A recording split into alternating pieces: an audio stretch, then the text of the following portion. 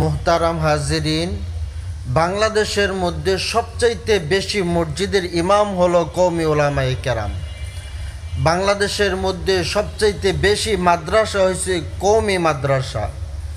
বাংলাদেশের মধ্যে সবচাইতে বেশি উলামায়ে কেরাম হলো কওমি উলামায়ে কেরাম।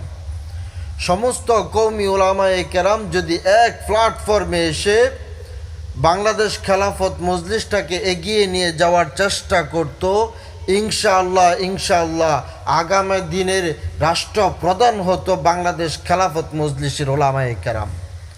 আগামী দিনের সংসদ সদস্য হতো বাংলাদেশ খেলাফত মজলিসের উলামায়ে কেরাম, কওমি উলামায়ে কেরাম। সুতরাং সমস্ত উলামায়ে কেরামদেরকে আমি আহ্বান করব, আপনারা যেই মসজিদে ইমামতি করেন না কেন, ওই মসজিদ থেকে বাংলাদেশ খেলাফত মজলিসের দাওয়াতটাকে সমস্ত মানুষের সামনে পৌঁছায়া দেন।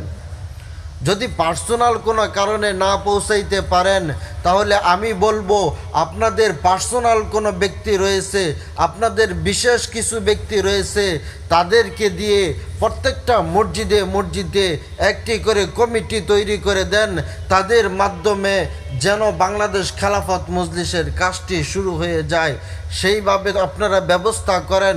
ইনশাআল্লাহ আগামী দিন নির্বাচনে সারা বাংলাদেশের মধ্যে 1 নম্বরে থাকবে বাংলাদেশ খেলাফত মজলিসই। বাংলাদেশ খেলাফত মজলিস যদি ক্ষমতায় থাকে, তাহলে এই দেশের মধ্যে দুর্নীতি চলবে না, এই দেশের মধ্যে ঘুষ চলবে না, এদেশের মধ্যে কোনো ব্যক্তি কান্নাকাটি করবে না, কোনো ব্যক্তি তার ইজ্জত হানি হবে না।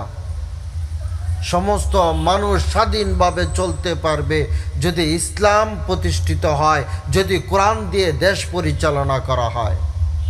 আল্লাহ রব্বুল আলামিন আমাদের সকলকেই সঠিক বুঝ দান করেন। আমিন।